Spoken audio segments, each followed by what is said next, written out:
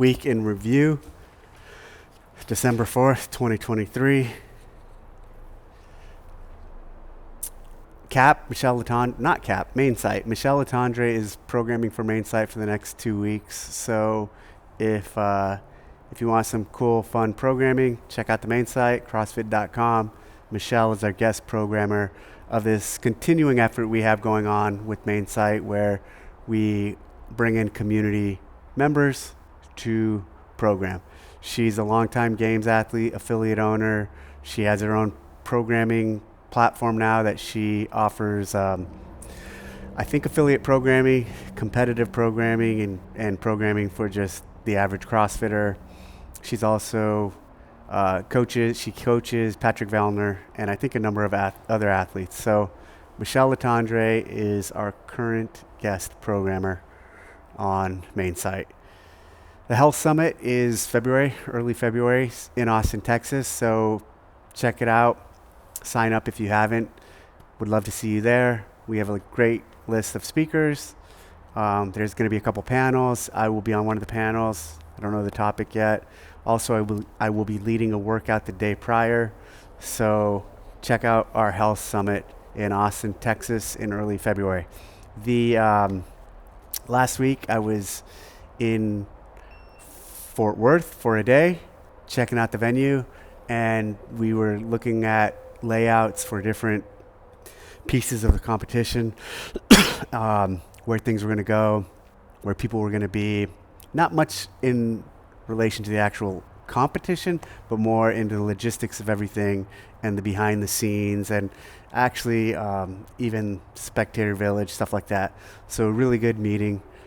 I think we got a lot done. So every time I go to that venue, I'm excited about the event being there and the future of the games in that arena for the next year. So excited about that. From there, I flew to I flew to North Carolina, and I went to Fort Bragg, went to a friend's retirement.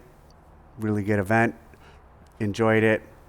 Man had served 25, 26 years in the Army, and so really cool seeing him at his work, getting celebrated by those he served with. I had worked with the guy a long time ago, stayed in contact with him, still am close friends with him, and so it was a really special thing to be at his retirement. From there, I met up with some of our folks at 18th Airborne Corps with the Army effort that we have going on, and so that was cool. With that Army effort, with 18th Airborne Corps, we actually have courses going on in Europe too right now that just started a week ago. So we have courses for third ID in Savannah, Georgia that are going on, and concurrently at the same time we have courses for third ID in Europe at multiple different locations. So really proud of the team, really happy that it's scaling like it is, and we're able to make a powerful impact on those soldiers by empowering them with the knowledge they need to make themselves better warfighters. And while I was there, on the way back, I stopped off at 2 affiliates. I actually stopped at like 5, but a number of them were closed because it was that range from when after lunch to before 4 or 5 that affiliates typically aren't open. So as I was driving from Fort Bragg to Raleigh, I Googled local affiliates or CrossFit, stopped off at a couple that were closed, 3 or 4 that were closed, and then ended up hitting a couple, so 2 that were open. Great visits. They were super close to RDU, the airport, and had a good time talking to both affiliate owners. There are 2 gyms that are 800 meters apart. So the one is here and the other one is 800 meters down the road. And those 2 gyms get along great. One is really big and they have like a sports performance wing to it. The other is really small, and they have very different looks, both fundamentally doing CrossFit inside, and they're both affiliates. The one with the sports performance also has a lot of non-CrossFit stuff. They even have batting cages. So, but really cool to see them both getting along and being so close. I've been to other locations where, Miami, even in Guido Trinidad's gym, I don't know if the other one's still open, but I know he is. For a while, his 200-meter or 200 yard turnaround point was another affiliate. I've also been to locations in San Diego where it's like that. Now, I'm not saying that I endorse that. I'm also not saying it's a bad thing. What I'm simply doing is saying, I'm just highlighting there are instances where gyms are close to each other and everyone gets along and everyone's doing fine. I acknowledge there are also circumstances where gyms are close together, CrossFit gyms, and they do not get along. But it's not just if they're close together, there's issues with it. That's not the case. I think sometimes people will make you try to believe that, but it's not always that way. Now I'll dive into comments. At Beach House CrossFit, affiliate fee is for licensing. Beyond that, what HQ is offering us is extra and well above and beyond. $4,500 is a low barrier to entry compared to most businesses. So he's talking about the recent changes that we made with the affiliate agreement. We raised the annual fee from $3,000 to $4,500. It'll go into effect next year. And we also added a level 2 requirement. So every affiliate owner within a year of opening must have their L2, or for those who've been around for a while, when they sign this licensing agreement, they must get their level 2 within 1 year. The good news is 50% of affiliate owners currently have a level 2, so it's trending in the right direction. This move will just ensure that we get all of them to have their level 2. Why the level 2 requirement? Because we believe the level 2 is a step in helping maintain a higher level of quality within the affiliates, a higher level of training within the affiliates. And one way we can impact that and make it better is to have a requirement like that. So we think it makes a lot of sense. I think it makes a lot of sense. A lot of affiliates seem to be pretty supportive of it. And again, with this goal of trying to improve the quality, and the quality specifically of on the product, on the floor product, the actual training. And it is cool to see the amount of support that decision is getting. There's been I don't want to say less support, there's been more controversy around the actual fee increase, but still a lot of support for that too. And clearly Beach House CrossFit here is showing support, so appreciate that. Are you ready for OU to rock? Why does CrossFit continue to go without a media team? Do you think they're just being stubborn? Even if they just have a strong social media team, it can grow the business for both the affiliates and headquarters. We do have a media team. I think when you say, or when people say, well, your first statement, why does CrossFit continue to go without a media team? We have a media team. We don't have the same type of media team we've had in the past. There's been eras in our history where we've had media teams that were probably 5 times the size of our current one. We obviously don't have that now. We're not being stubborn. You said, do you think they're just being stubborn? Even if they just have a strong social media team, it can grow the business for both affiliates and headquarters. And I do agree. Media can grow the business for both affiliates and the headquarters. So again, we do have a media team. We're not being stubborn. We do realize that media can grow the affiliates and headquarters can grow the community. So we will continue to push. I will continue to push on our team, and we will, hopefully you will see us do more media on the things that people like affiliate owners and trainers and the community want to see, other than just always games content. I think we've, for the last several years, been a little biased towards games content. Even during the Greg era, there was a period where we were doing too much games content. Then Greg radically course corrected that by, frankly, getting rid of a lot of media, and then we went in the other direction. And so we've been back and forth on where we are with the status of that, and a lot of work to do there. Hopefully we'll show some vast improvement in the near future with that. At Mark Avage, Dave, thanks for doing these. Great stuff and very informative. You've been transparent and genuine. The bomb was dropped today. Affiliate dues are going up. Please provide some general commentary on the matter, the decision-making process, the survey, etc. Thank you in advance. So up above, or previously a few minutes ago, I did talk about, I gave some general commentary on the matter.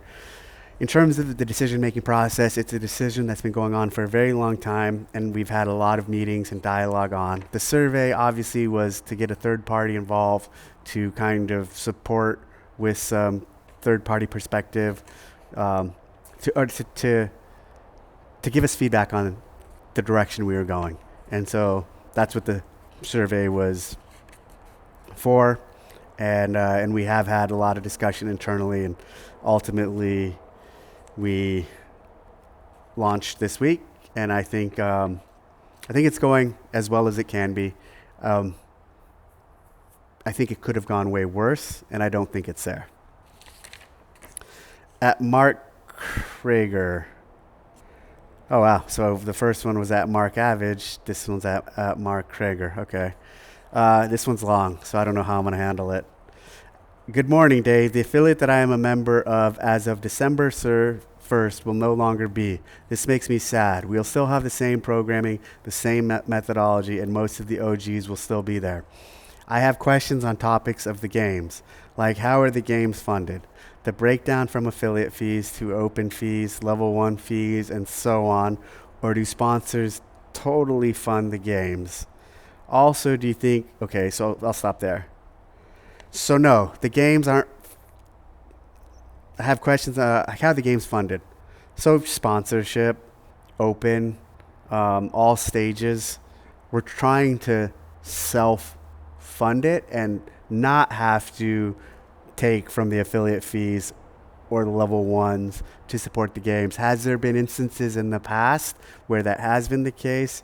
Yes, but for the most part, a large amount of the funding for the games does come, I mean, you can do the math on some of that stuff, does come from the open and does come from sponsors. So that's a large piece of it. And there's other elements even to include the actual tickets and registration at the events and at the games, and that help fund the games.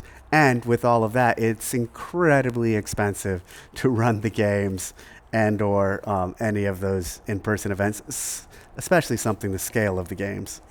Hold on. Also, do you think most of the games athletes train in an affiliate full-time? I don't think so. I think a lot of them train in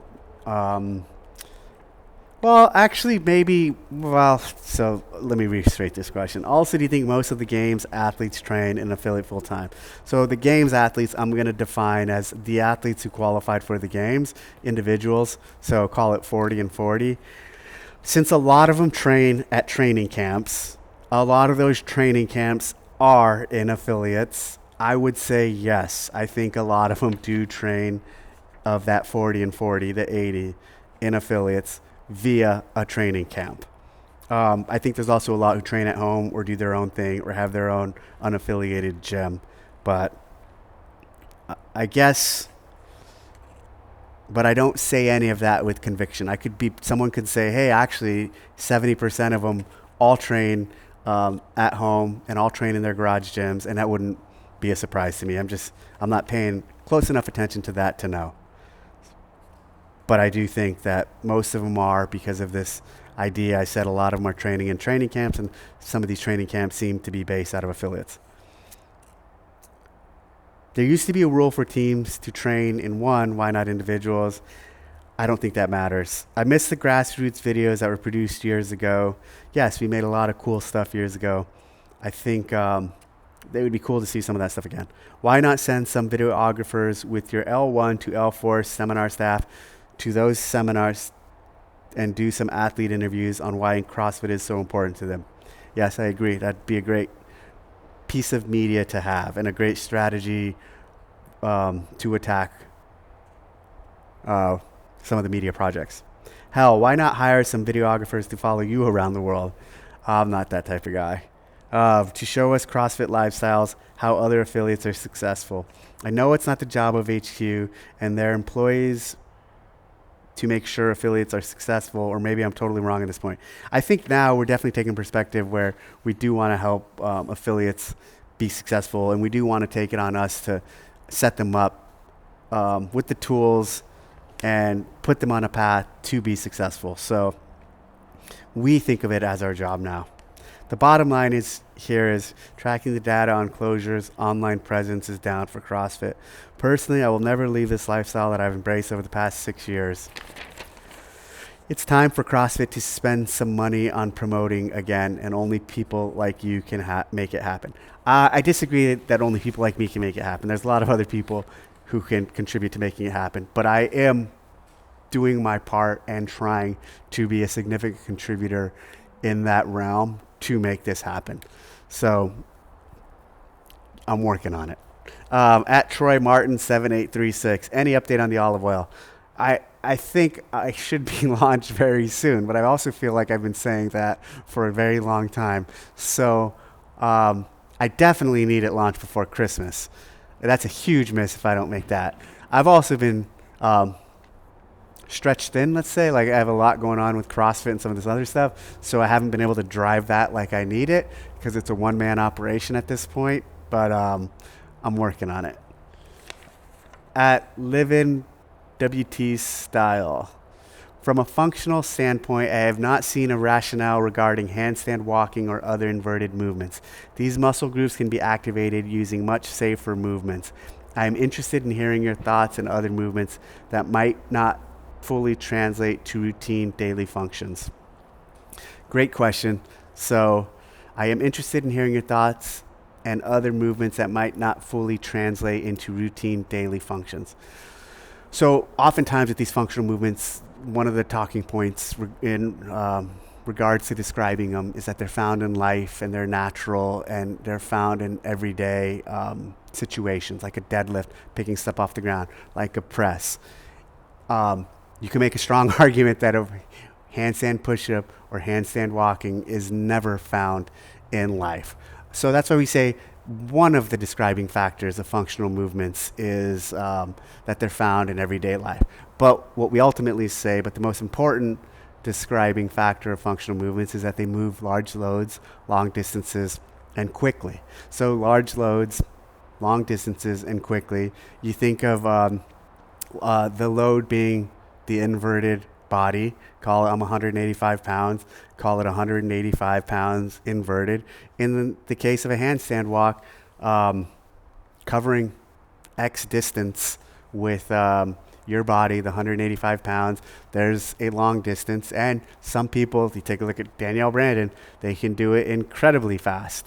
So by that criteria, it makes the mark in one regard, but also in the actual body awareness, the kinesthetic awareness, the actual balance required, being inverted, the strength and balance combined well in that inverted position is tremendous and has tremendous carryover to athleticism in general. So there's some things that you could say wouldn't meet perfectly all of our describing elements of functional movements, but that are still really good for the adaptations that you get from them, or for the bang from the buck that you do when doing these. I'll tell you this much. So if you could say, hey, I'll give you a 300-pound strict press, or you can have the handstand walk, or let's say something more realistic, a 225 strict press, or the handstand or inverted ability of someone like Dave Durante, I would take what Dave Durante and his body control and his ability to get in the inverted position and have complete control over that aspect of his world. I would take that any day over the strict press. I've also, through my years of being involved, I've never seen anyone or let me say this, anyone who's really good inverted and on their hands, handstand push-ups, walking, has a really good strict press. It definitely doesn't go the other way. Just because you have a good strict press doesn't mean you're really good inverted and in those gymnastics positions. So I would definitely put a premium on the inverted strength, the inverted static body weight strength over the static strict shoulder press strength. I also think you said those muscle groups can be activated using much safer movements. So much safer movements for who? And what I mean by that is there are some people who for sure in their development in fitness or CrossFit aren't ready to be inverted. For those people, some push-ups or some strict press or some really light press is appropriate. But then there's plenty of people who, in their journey, where they're at, are totally okay to kick up on a wall or to kick up into a handstand and try to walk, and it's completely safe. So I wouldn't say it's not safe. You need more context with who you're talking about in regards to that. At Mr. Justin726, seems like anytime people talk about Hiller, his supporters jump in and say his message is misconstrued or that we aren't capable of understanding his goals. Well, that just makes it sound like he actually has no clear, recognizable set plan, mission, or specific outcome in mind. I've been saying this for a while. He's just out here to feed off of drama and make content. Nothing wrong with that, but for others to claim that there's some benevolent purpose for his rants just seems foolish. No matter what CrossFit, HQ, or the staff does, Hiller is going to be critical. Otherwise, he'd have no content. So, in all of that, that's Mr. Justin726's thoughts. At Michael PTM 2269, what's that smoke or wood fire always going behind you? Thanks for all you do. So I have a 65-acre ranch. We have a lot of oak trees. We have a lot of oak trees that are continually falling. We have a lot of oak trees that fall and that I cut up and then I split and I make into firewood. I'm actually selling firewood. If anybody wants to buy any firewood, I have a bunch that I'm selling. And I have that cool fire pit by Proud Pyro. I also have one at my house, and it's on wheels, and I can wheel it anywhere I want. And so it's cold right now, and so during the cold season, I always have a fire going on. And in between calls or after something like this, I'll go out and stand by the fire, and it's a nice little reset. And since I have a lot of firewood, I have the fire going on all day. And it's nice. I enjoy just being out there and kind of resetting and